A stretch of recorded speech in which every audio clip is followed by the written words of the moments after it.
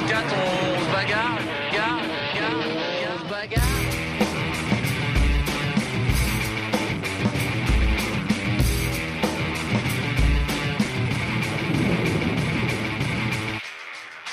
Bonjour à toutes et à tous et bienvenue dans ce nouveau journal du Vendée Globe. Jusqu'à la fin de la semaine, nous allons suivre la fin du parcours d'Alessandro Di Benedetto. Le skipper de Team Plastic se trouve actuellement au nord-ouest de l'Espagne. Il a franchi la latitude du Cap Finistère en milieu d'après-midi et se trouve à environ 400 000 des Sables d'Olonne.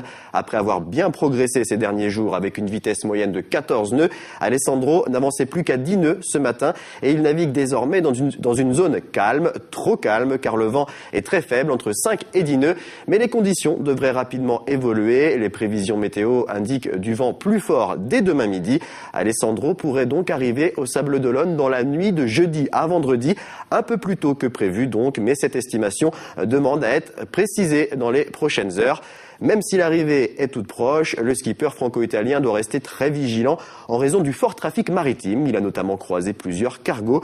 Team Plastic a également dû traverser une zone orageuse ces derniers jours avec une mer forte, des grains et des rafales allant jusqu'à 50 nœuds.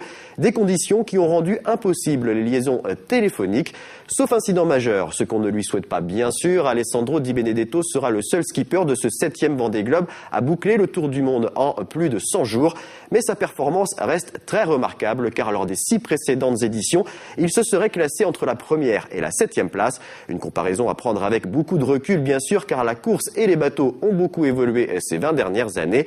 Alessandro, comme beaucoup d'autres concurrents, est très suivi par le public et notamment par les enfants, en particulier ceux de l'école de Castétarbes à Orthez dans les Pyrénées-Atlantiques. Ils ont suivi l'aventure d'Alessandro au jour le jour et ont réalisé un clip en hommage au skipper. Regardez.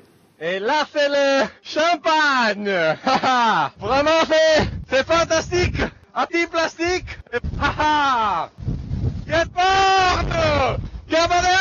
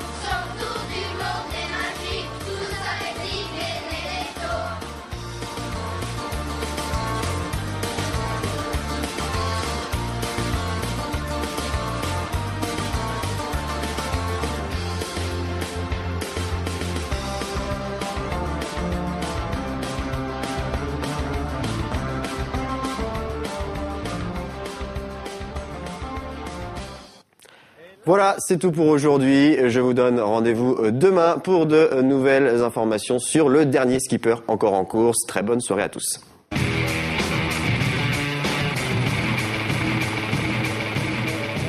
24 heures sur 24,